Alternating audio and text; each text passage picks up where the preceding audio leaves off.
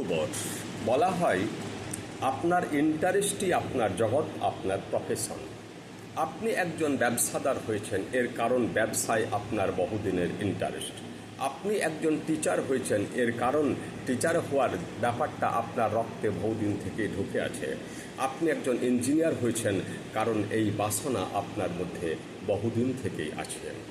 আর যার যে কাজে ইন্টারেস্ট নাই তাকে যদি বলপূর্বক সেটা করতে দেওয়া হয়, তাহলে সে ওই কাজে উন্নতি তো সে করতেই পারবে না, উপরন্তু তার জীবন যন্ত্রণাময় হয়ে উঠবে। এবার যদি প্রশ্ন আসে যে এই ইন্টারেস্টগুলো আলাদা আলাদা হয় কেন ব্যক্তিভেদে, এ প্রশ্নের উত্তর নাই। এটা আসছে বিশ্ব প্রকৃতি থেকে। আপনার জীবনের চলার পথে এই বিশ্ব প্রকৃতির কোন গুণটা আপনার মধ্যে কতটা ঢুকে গেল, কী পরিমাণে ঢুকে গেল, কোনটা ঢুকলো না, সেটা দেবা না জানন্তি কুত মনুষ্য, কেউ জানে না। নমস্কার।